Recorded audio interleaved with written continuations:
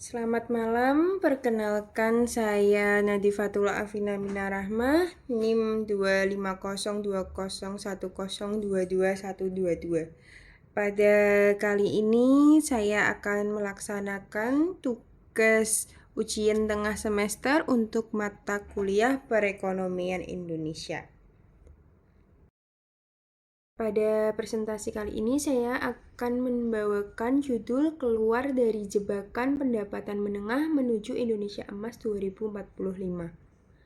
Menghindari middle income trap adalah tantangan terbesar bagi visi Indonesia Emas 2045. Kunci utama transisi dari pertumbuhan yang mengandalkan buruh murah dan ekspor komoditas mentah menuju ekonomi berbasis produktivitas, inovasi, dan teknologi. Presentasi ini merangkum 3 instrumen makroekonomi yang harus diorkestrasi: kebijakan fiskal, kebijakan moneter, dan kebijakan utang luar negeri.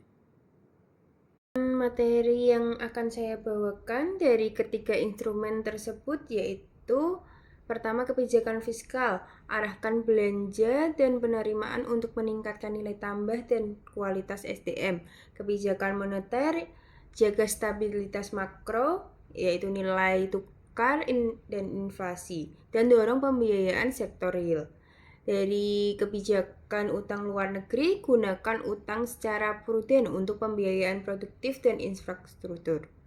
Ketiga instrumen tersebut harus sinkron, moneter sebagai fondasi dan fiskal sebagai mesin produktivitas, dan utang luar negeri sebagai bahan bakar yang terukur. Langkah-langkah yang diambil pemerintah untuk keluar dari middle trap income. Yang pertama, dari sisi kebijakan fiskal atau penerimaan dan belanja negara.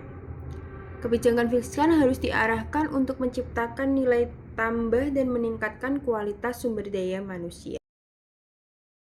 Pertama, dari sisi kebijakan fiskal yaitu optimalisasi tax ratio dan sistem administrasi perpajakan. Ruang fiskal Indonesia seringkali terhambat oleh tax ratio yang masih di kisaran 10%. Pemerintah perlu memperluas basis pajak tanpa mencekik dunia usaha. Modernisasi sistem administrasi perpajakan yang mengintegrasikan data wajib pajak badan maupun orang pribadi secara digital sangat esensial agar pengawasan penerimaan negara lebih akurat dan kebocoran penerimaan bisa ditekan.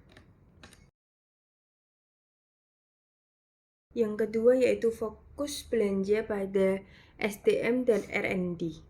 Anggaran pendidikan tidak boleh hanya habis untuk belanja rutin pegawai. Fiskal harus diarahkan pada pendidikan vokasi, literasi teknologi, dan pengentasan stunting. Selain itu, pemerintah harus memberikan insentif fiskal seperti super tax deduction bagi perusahaan yang berinvestasi besar pada riset dan pengembangan atau R&D. Melanjutkan hilirisasi dengan insentif terarah. Tax holiday atau tax allowance harus diberikan secara selektif, tidak lagi untuk industri dasar tetapi difokuskan pada industri yang memproduksi barang setengah jadi atau barang jadi, seperti ekosistem baterai electric vehicle hingga produksi mobilnya. Langkah berikutnya dari sisi kebijakan moneter, menjaga stabilitas dan mendorong sektor real. Bank Indonesia bertugas menjaga jangkar stabilitas agar dunia usaha bisa melakukan perencanaan investasi jangka panjang yang dibutuhkan untuk naik kelas menjadi negara maju. Kebijakan yang diambil pada instrumen moneter dan pasar keuangan yaitu: yang pertama, menjaga stabilitas nilai tukar rupiah dan inflasi. Fluktuasi kurs yang liar akan membuat industri manufaktur ragu untuk berekspansi. Stabilitas inflasi juga mutlak diperlukan untuk menjaga daya beli kelas menengah yang merupakan motor konsumsi domestik. Yang kedua, kebijakan makroprudensial yang akomodatif. Bank Indonesia perlu terus memberikan insentif likuiditas kepada bank-bank yang aktif menyalurkan kredit ke sektor-sektor padat karya, berorientasi ekspor, dan industri hilirisasi.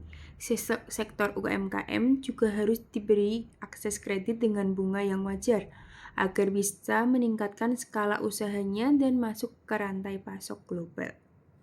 Langkah yang ketiga yaitu pendalaman pasar keuangan. Pasar keuangan domestik harus diperkuat.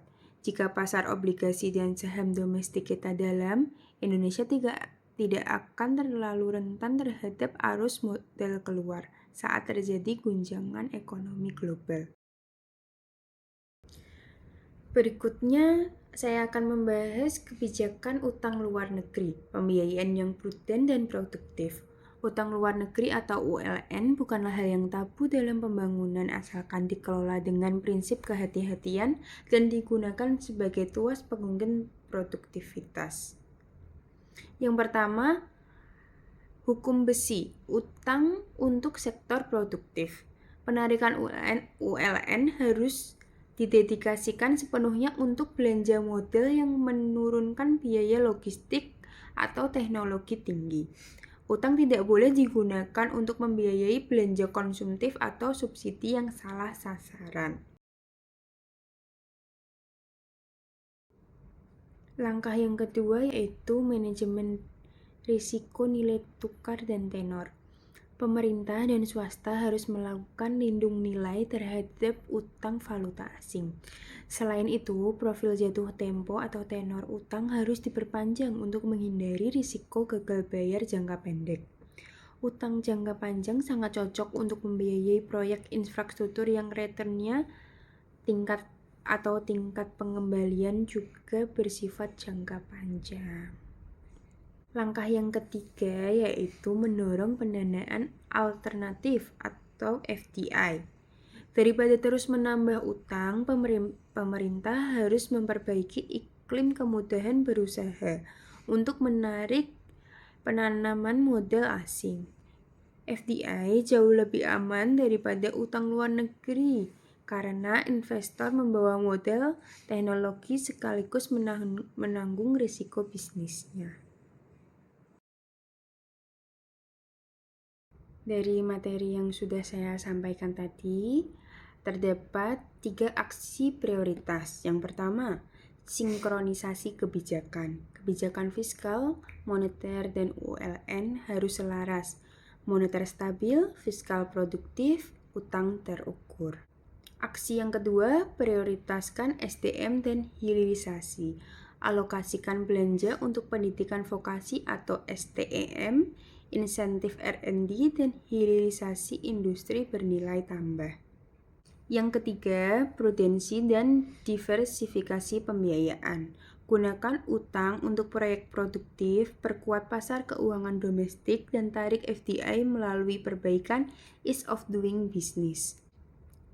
Jika ketiga instrumen ini komposisikan secara presisi, Indonesia memiliki pijakan kuat untuk melompat keluar dari jebakan kelas menengah menuju Indonesia Emas 2045.